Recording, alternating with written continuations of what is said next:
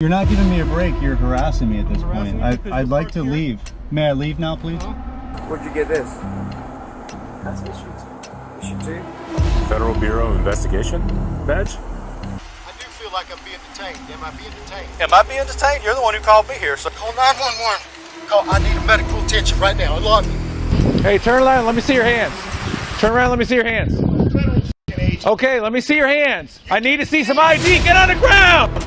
Get on the ground now. Sir, don't argue. Face down on the ground. Face down now. Imagine being a trained federal agent, only to find yourself on the wrong side of the law due to some questionable decisions made by some stupid local cops. Here are 5 real-world examples of situations where cops try to mess with FBI agents. Stories that will leave you not only stunned, but also wondering about the state of law enforcement we have today. But first, please hit the like button, as YouTube is not a fan of these kind of videos. Now, let's get started. Kicking off today's episode is this rather hilarious but sad video of 2 cops in Rochester, Minnesota, approaching a South Sudanese man claiming he looked like a suspect they have been searching for. But they were unaware of what fate had in store for them, and the situation took a sudden 180 when they realized the man was an undercover FBI agent. Let's take a look at how the complete situation unfolded. Your racial profile. Am I? Yeah, you're wrong. You're assuming I'm someone that I'm not. Get out of my face, man. You guys are harassing me. Yes, you guys are. Hey, you're harassing me. Yes, you are. No. He's harassing me. Why are you harassing me? You're assuming I'm someone I'm not. Okay, if you're not, then No. you're free to go. Okay. Am I being detained? Yeah, you are. For what? Because I think you have a warrant. You think? Yeah. That's an illusion. That's an illusion. You think? Stand up with your hands. I'm not. For what? I don't have a warrant. You're very wrong. Let me get this straight. So, our 2 wise cops here think that the guy is a suspect because he just happens to look like someone who committed a crime. A hunch, you could say. Not to mention the fact that the guy seemed pretty confident that the cops had him wrong and went even a step further, accusing the overzealous cops of racially profiling him. What makes it even more shocking is that these dum-dums also believe that that's enough to detain him. Don't these guys know anything about the law? Remember, the law requires cops to have reasonable suspicion that someone has committed a crime. And oh look, what do we have here? Must be based on more than a hunch. What this means is anything these cops did from here on was way beyond legal and was unconstitutional. I don't have a warrant. You're very wrong. No, you are wrong. What do you mean if you're wrong? You're wrong. You're wrong. Alright, this is the second time I'm hearing this from the officer. If I am wrong, I am wrong? Think about it. It's one frightening statement that's both unprofessional and dangerous at the same time. If officers start throwing such excuses and logic in situations like these, you can only imagine what they would do if the stakes were high. This could easily turn out to be a nightmare for someone, if you ask me. I didn't do nothing. For what? For what? Can you tell me for what? For what? I'm under arrest for what? No. If you got the wrong guy, I'm suing all of you guys. Let me get your card. Can I get your card? Okay.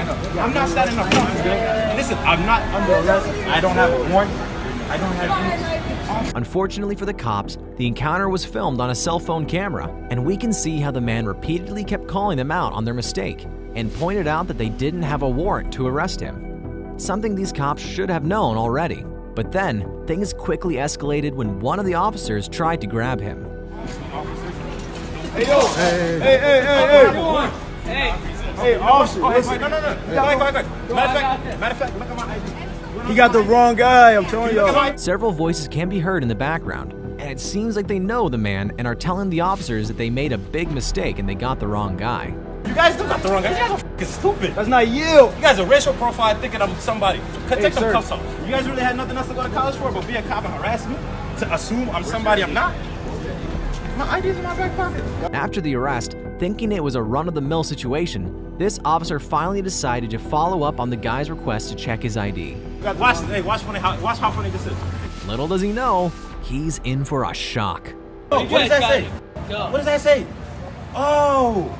Wrong guy. Oh! Wrong guy. Oh my God! Turns out, the person in cuffs is not just any suspect. No, it's an FBI agent. Right here in the middle of a local law enforcement activity, and these cops are in big trouble. You can only imagine the cop's expression, utter shock. It's not every day you arrest someone and they flash an FBI badge in your face. Just notice how this arrogant cop shifts from constantly establishing direct eye contact with a supposed suspect to avoiding any eye contact entirely after inspecting the ID. No, get the f off me, dude. Get off me, dude. Bro, you Matter of fact, I need our cars. I need your supervisor over here. Call your supervisor. Call your supervisor. The agent goes on to reasonably explain the whole situation to the supervisor, who clearly looks uneasy at this point and is desperately looking for the nearest exit. Sir, can you please come here? Are you the supervisor? These guys are racing for following me. They assume I'm someone that I'm not. I told them I'm not who they think I am. And they said, nope, you are. I'm positive you are. But as soon as the agent demands their IDs, he showed his true colors. I need their cards. I need your card. I need your card. I need your supervisor. This is. No. Yes, I request your supervisor. Oh, you're gonna. Why is that? Bro, that was fucked up. You guys work with us. No, these are the people. Yes, I'm the people. You guys serve us. So That's because they're corrupt as fuck. I would like. Come on. Okay, I would like your card as well. Yep. And I'm gonna follow the report on you, and you. Instead of owning up to his men's mistake, as he should have, the supervisor chose to defend their actions, giving flimsy reasons for the whole screw-up. Get them in, Sarge, will you? But seeing he had no choice but to obey the agent's demand, the IDs came out. First the supervisor, and then the two geniuses who started this whole fiasco. Is that how you guys work nowadays?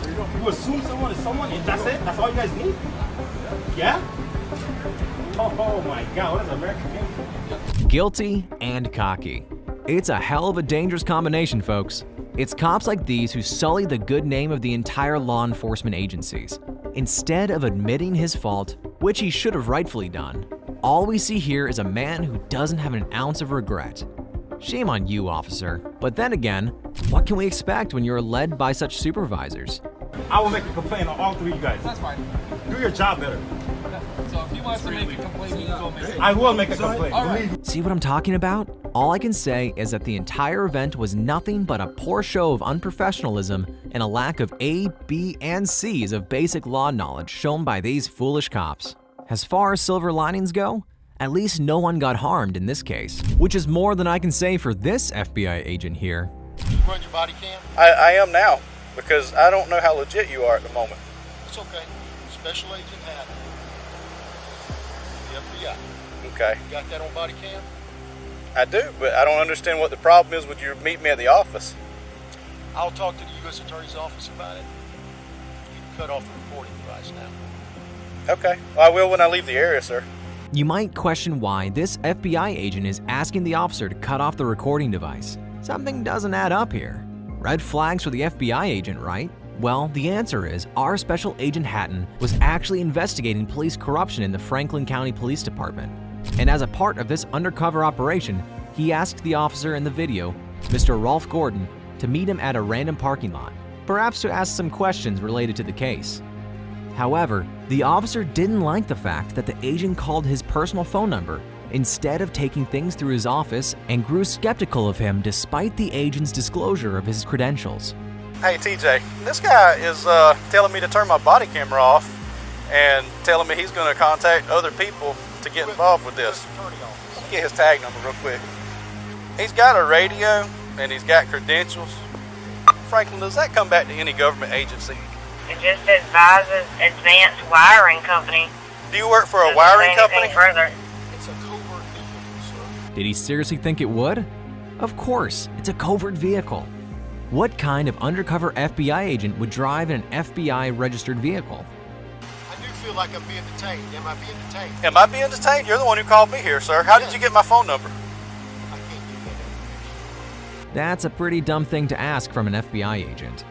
Hey, if an FBI agent is investigating you, rest assured he knows your number, your address, your affairs, your wife's affairs. Hell, he might even know your breakfast, lunch, and dinner patterns, including what types of boxers you like to wear. It's also important to note here that Agent Hatton had valid reasons for seeking such an informal meeting with Deputy Gordon, as revealed later in the interaction when Agent Hatton subtly hints at his potential involvement in a more extensive inquiry into the sheriff's office that goes beyond the scope of the deputy's citation while conversing with his supervisor. You can't call anybody in the PD because the PD is just here backing this guy up. It's Franklin County that's holding him. So you have to call the sheriff to let him know that his deputies have him stopped here and are holding me. He's going to ask why. You're not going to be able to tell him. The plot thickens.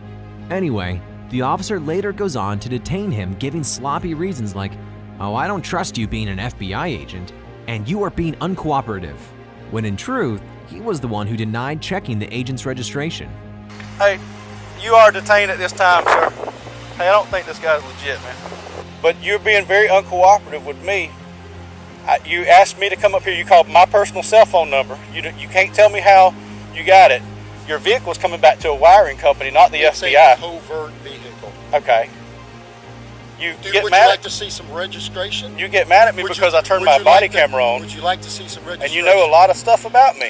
Would you like to see the registration, sir? I don't really want anything from you at this point. My supervisor's on the way. Excellent. Uncooperative? Really?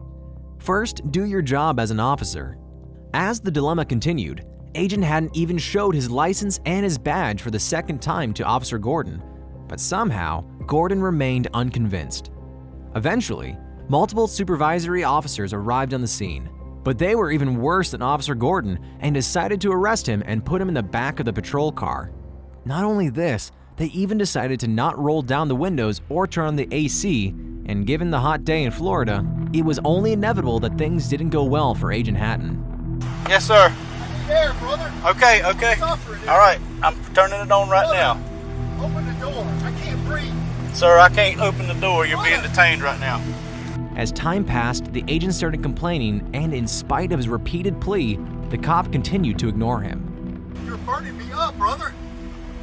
I had the defroster on. No, you didn't. Brother, I need air. God almighty. All of a sudden, they receive a phone call that should put the entire event to rest. 33, go ahead. He is legit. 10-4. All right, that's what I'm doing right now. Here we go. All the proof you need in the world. However, even after this, the officer chooses to retain the agent inside the patrol vehicle, despite receiving explicit confirmation that he is, indeed, an FBI agent. Instead of promptly following the given instructions to release him, the officers continue conversing about the situation, all the while the agent pleads for his release.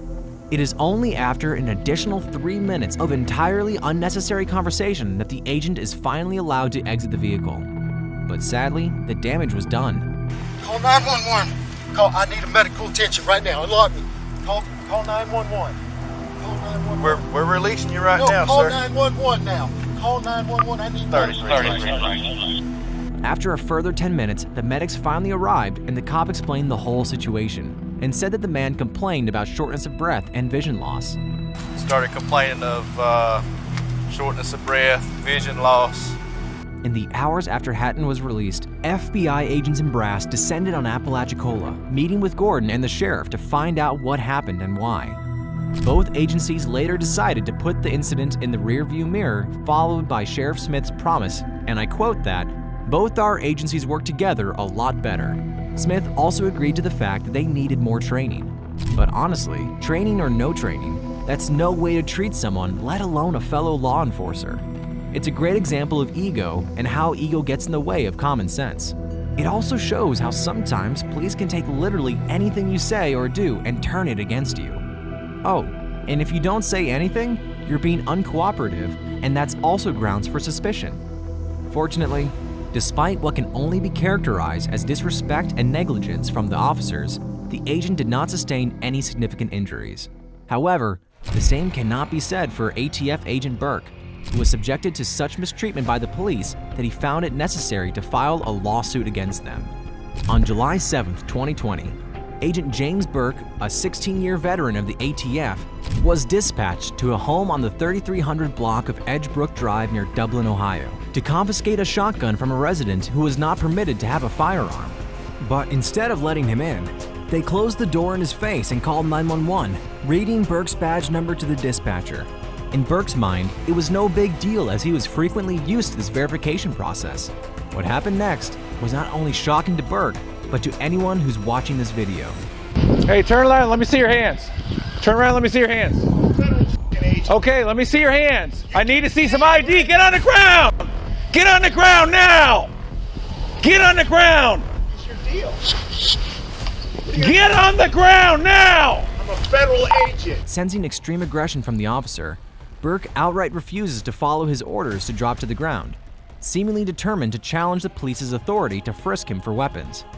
I'm a federal agent. I don't need to obey orders from the local police, he must have thought. But if that were the case, it would mean that any criminal could easily lie and say they're a federal agent to avoid doing what the police say. Even if Burke didn't seem dangerous, he should have just done what the police told him politely, so they could quickly understand what was happening. Naturally, things escalated. Why wouldn't you show me your ID when I got here? Don't move forward. Okay. You didn't ask for it. He is at 335. Get on the ground. We'll figure it out. Copy. Reacted. I'm not overreacting. We got a call that someone's impersonating a police officer out here who doesn't have ID. No kidding, because she doesn't want to open it. Okay, get on the ground so I can find out who you are. It ain't happening. Okay, fine. Fine. Do you find I think I'm a police officer or something? What the heck's the matter with you? Who do you think you are? Get on the ground. I'm not getting on it. Chopper things. I'm not getting 91.7, I'm pulling up. I got my ID. Do not reach for your waist. Despite Burke's best efforts to prove his identity to the officer continued to remain hostile and keep his gun drawn. Once the second officer arrived, the situation took a turn for the worse for Burke. Sir!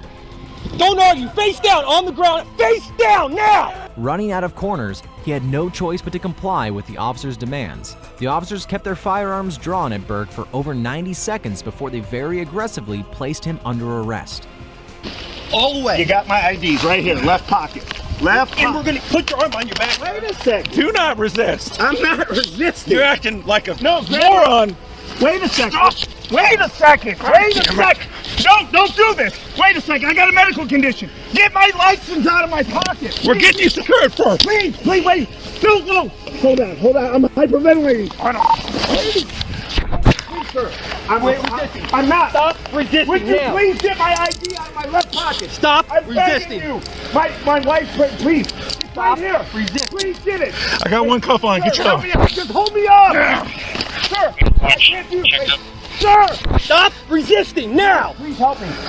But wait, the show isn't over yet. Apart from the uncanny aggression, these cops left no stone unturned in bullying Burke. During the forceful arrest, they repeatedly used a taser on him despite him being face down on the ground and not putting up any resistance. Please, Joe, get your taser out. My taser. Get your taser out. Get your taser out, Joe. No, don't do that, please. Sir, Don't make me tase you. You're gonna get tased. Ow, don't do that. Okay. Here. Get him cuffed. Get him cuffed. It is cuffed. Get him cuffed. Get him cuffed. In pain, Burke continued to tell the officers that he was a legit ATF agent out on a case and his ID was in his pocket. Regardless of the confirmation, the officer continued with the arrest and put him in the back of the patrol vehicle. Why would you make us do this? I didn't want you to. I wanted that. Wait. No, you knew what you were doing. Sir, calm down. Relax. Sir, hey, guys, please, just talk to me for 1 second, please. Get in the car. No, We'll wait. talk later. Sir, wait. You had your chance. No, I was trying to give you my creds. You didn't let me show them to Never you. once tried. I did. Get in the car. Wait. Now! Have a seat. Please, wait, I gotta breathe. Okay, Please, you sir, can, let me you can breathe. sit down and breathe. Let me breathe. I have a medical condition. We're gonna get air to you. Get your No, legs no. in. Get your Sir. legs in. We're closing this door. The cops then forced Burke into the vehicle, ignoring all his pleas and explanations regarding his medical condition. I need air. Sir, please, call an ambulance. I'm asking for an ambulance. Okay. You're an idiot. For crying out loud, you're a cop. You're not an ass. No, the heck's the wait, matter I with you? can't. You're fucking my head up. The seatbelt's in place. Please. Why would you act like this? I didn't act anyway. If you are a real police officer, you ought to be ashamed of I yourself. was trying to give you my creds. After about an hour, Burke was released without any charges. Later, Burke decided to file a civil lawsuit against the Columbus Police Department and the two officers involved in the incident, accusing them of use of excessive force and unlawful arrest. It was also reported that the trauma had such an impact on Burke on both physical and psychological levels that he has since moved to an administrative role within the ATF instead of field work. Our thoughts on the matter? Well, as evident from the footage without a shadow of a doubt, the officer's behavior is anything but constitutional in this case and screams of aggression. But to give them a little benefit of the doubt, honestly, both parties involved are guilty to some extent, and Burke could have easily handled the entire altercation much more maturely by just agreeing to just surrender peacefully in the first place. For sure, a lot of drama could have been avoided. Don't you agree? Speaking of drama, get ready for the next one, as it's full of it. Though the man involved here is not from the FBI, but does have an excellent understanding of the law and is here to show how foolish and corrupt these cops can be.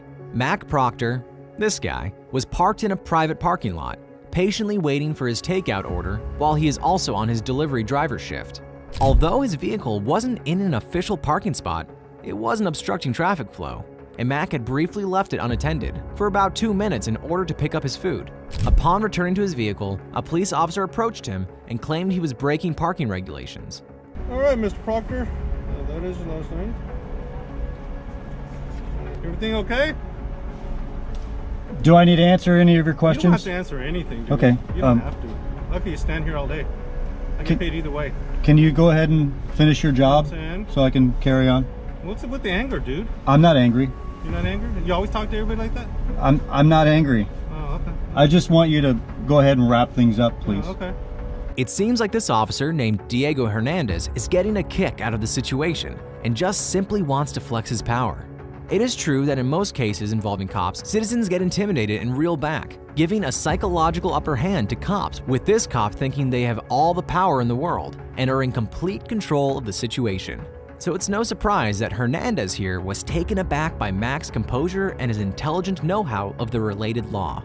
Mac knows that he has the absolute right to remain silent in response to the officer's inquiries, especially those that have no relevance to any criminal proceedings. All right, well, you know, I'm gonna give you a break on it, but you know what I'm saying? This isn't a parking spot, okay, dude? You're not giving me a break. You're harassing me at this point. I'd like to leave. May I leave now, please? Well, do you understand? Am I being detained? Yes, you are. Okay. All right. So do you understand why I stopped you? Do I need to answer any more of your questions? You don't have to. Okay. Okay. But then again, I could do this all day too. Hernandez sure has a lot of time on his hands if he is willing to do this all day. Hey, Mr. Serve and Protect, don't you have bigger priorities like actually stopping people from committing a crime? Well, this proves that we judged him correctly. He does like to flex his power and bully people. I'd like to leave. May I leave now, please?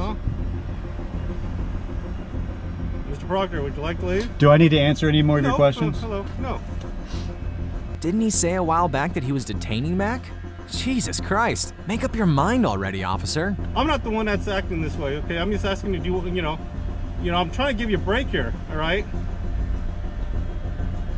I prefer you just write me the parking ticket and let me go. Right, okay, oh, okay. Hernandez proceeds to complete the process, but comes back again giving excuses like they have to wait for another guy to come and write the ticket. Having nothing else better to do, the officer tried to have one final crack at Mac. Hopefully I'm not keeping you from anything, am I? I don't like talking. Is everything okay? Is there any other issues or anything going on that I should know of? Do I need to answer your questions? You don't have to answer anything, but I'm concerned about your well-being. Is there something wrong? Do I need to answer any of your questions? Well, yeah, if there's something wrong, it would be nice, yeah. Do I need to answer any of your questions? You don't have to talk to me, I'm just saying. I'm just concerned about your well-being, that's all I'm saying. Usually we don't get people hostile. I've not been hostile. Okay. Well, usually we don't get people wanting a ticket. You know what I'm saying? I'm going through all this. I could be having my lunch right now. And you too. I have to really give to Mac for displaying such calm and collected demeanor while Officer Hernandez bombarded him with all those irritating and nonsensical questions. Hey, Mr. Proctor, can I just give you your stuff so you can leave? Can you? I can, but you're the one. I would have let you go a long time ago. What do I need to do for you to hand me my documents so I can leave? I'll give it to you right now. I just want to know that, you know, that you're okay, because usually I don't get people all this. What do I need to do for you to hand me my documents so I can be on my way? You're okay. I don't need to answer any of your questions. Hey, there we go again. Jesus Christ. Now this is a guy seriously getting on my nerves. What is he, 12? I'm trying to say that... You're trying to display your power to me right no, now. I'm concerned about it. Is there a problem to be concerned about another human being? You have no reason to be concerned about me. So it's okay then. You're okay then. You can hand me my documents and I can be on my way. Or we can... Okay. So if I hand you your stuff, you'll be fine and taken off and you're not angry, right? Ah, the ever-wise Mac. Realizing he is not gonna win this battle of wits or the law, the officer had no option but to let him go. Well, I'm gonna take a chance on you, all right? Here, Mr. Proctor, you got everything's cool, all right? We're blocking traffic here to your stop. All right, hopefully you have a good day. Everything works out for you, all right? Am I free to leave now? Yes, you are. Could you please step away from the vehicle? Yes, I will. You have a good day. Mac was eventually allowed to go without any further problems. However, this whole incident raises some concerning questions.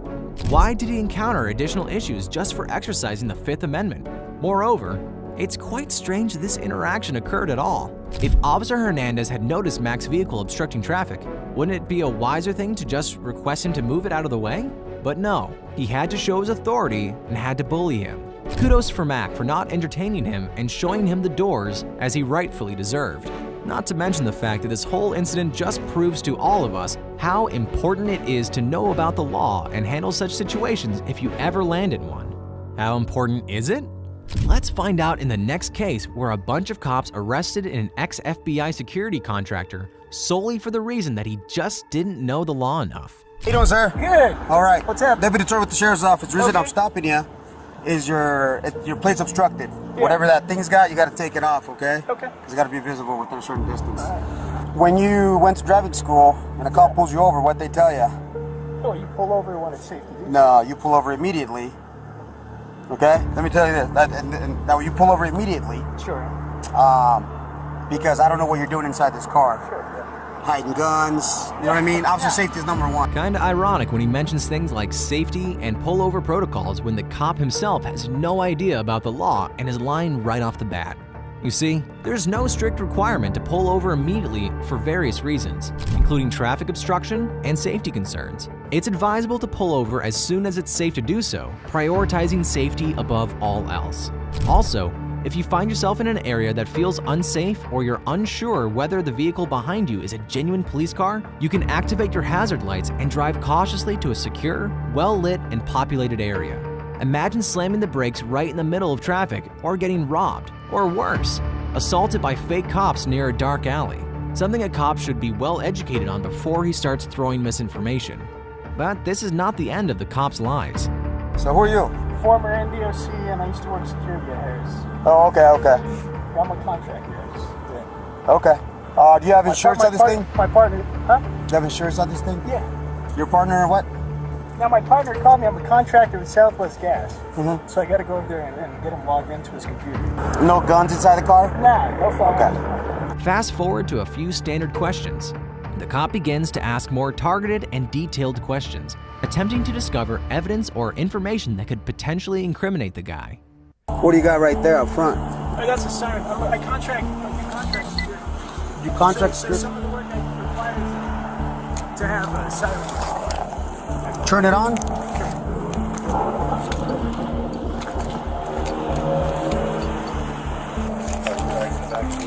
Yeah. Why haven't you taken the lights off of there? Yeah, I do contract work, so I have to have lights on this vehicle for some of the work. They shouldn't be that color though. Yeah, they shouldn't be red and white, brother. Yeah, it depends on who you're contracting with. If you contract with law enforcement agencies, it's different. Which agencies do you contract with? The various ones. DOJ. Name some. DOJ? Sure. So you have a contract? I've worked for DHS, yeah. Okay, so do you have a government ID? I have a contractor ID, yeah. Where's that? It's in my hood. Ready for the big moment? Where'd you get this? That's issue 2. Federal Bureau of Investigation badge? Now the cat's out of the bag. The officers were shocked to find out who he was. However, this doesn't prevent them from going too far and exceeding their authority by searching the agent without obtaining his consent. I'm gonna read you your rights too, okay? Because you're handcuffed, you know what I mean? So I feel more comfortable that way. But then, the police officer begins an unwarranted search of the agent's body and vehicle without any request or permission, violating the agent's Fourth Amendment rights, which safeguard against unjustified searches and seizures, an act both illegal and unconstitutional. No guns, right? Yeah. Inside the car? Yeah. Okay. Who, because, like I said, man, too, this is money here. Put that back in, so I'll put it in the bag, okay? So the reason that you're in cuffs, okay? Unless you're a sworn officer. I know in Nevada everybody does. Yeah, you're not allowed to have red and blues. Sure. Right? Because then you Sure. could easily impersonate Red. a police officer. Sure. So who issued this to you? My former employer. Your former employer? So you used to work for the FBI at one point? I've contracted with the Department of Justice and the FBI. These officers are obviously displeased that the agent has a response for every question. So the second officer starts to ask questions he knows the man cannot answer, aiming to create a situation that might incriminate him. Since you got the badge, where's your creds at? Where's your federal creds at? I don't need federal credit because I'm not paying my contract. Once more, it's crucial to emphasize that the officer's concern is primarily with the lights on the agent's car. They do not, and I repeat, do not possess the legal authority to conduct a search of an agent's person in this situation. Therefore, going into his pockets is entirely unjustified and downright illegal. Considering the whole light deal, things do seem a little shady. As the incident happened in Nevada, it's essential to note that it's against the law for a civilian to use red and blue emergency lights on their vehicle. However, this man never activated them. And when he did, it was during his official duties as a contractor with a law enforcement agency. Besides, the guy never said he was in the FBI. All he said was he worked part-time in the FBI, so he was far from impersonating a federal agent. The matter was further escalated when a bunch of senior-ranking officials showed up who, surprisingly, turned out to be bigger fools than the two cops and decided to turn the car upside down looking for any signs of evidence. Who knows what the cops found? Or planted. All the more reason for you upstanding people to be aware of your rights and the civil laws that protect you. Well, someone did say that a journey of 1,000 miles must begin with the first step. So what are you waiting for? Just hit subscribe and we will catch you in the next one.